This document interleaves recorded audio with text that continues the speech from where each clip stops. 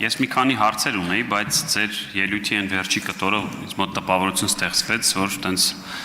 դուք հաստատեցիք կամ պնդեցիք, որ դուք այսօր այստեղ չեք նստած ձեր կարծիքի համար, որ դուք ինչ-որ բաների դեմ եք գնացել։ Ես ճանաչելով ձեզ գիտեմ, որ դուք ուղղախոս եք։ Հիմա ձեզ ուղիղ հարց եմ տալիս։ Կարող եք ասել օրինակ, այսում խոսքերն են արված մոտավորապես ամիսներ առաջ քաղաքացիական պայմանագիր կուսակցության նախաձեռնող նիստի ժամանակ։ Մենք աշխարհի ամենալավ իշխանությունն ենք։ Իմ խոսքերն են։ Չեմ հրաժարվում եւ ասացի, որ չեմ հրաժարվում, պարոն Գաբրիելյան, բայց այն բանից հետո որ դուք ինձ հերացրեցիք կուսակցությունից, արդեն դուք ամենալավը չեք։ Եվ շատ վատն եք։ Բայց իմ խոսքերն են։ Արձագանք։ Շնորհակալ եմ, պարոն Աղազարյան, այդ խոսքը շարունակություն ուներ, Նիկոլ Փաշինյանը պետք է հավերժ պաշտոնավարի։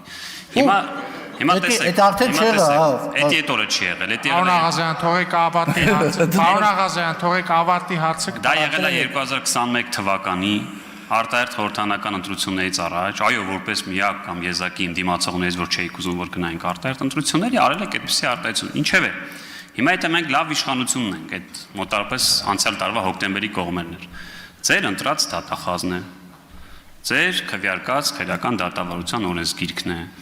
ձեր ընտրած դատավորներն են, այն որ լավ իշխանություն էինք ամենալավ, այդ ժամանակ եք քվեարկել եւ ընտրել։ Հիմա ինչ խնդիր ունեք, որ օրինակ այդ թվում դուք գնաք եւ կողմ քվեարկեք, որ այդ ձեր ամենալավ իշխանության ներկայացուցիչները գործը շարունակեն։ Շնորհակալություն։ Խնդիր ունեմ,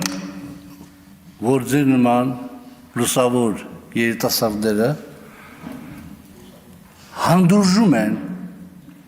հանդուրժում են վարչապետի հետևյալ խոսքերը։ Դա Կարեն Անդրեասյանը չի իր կամքով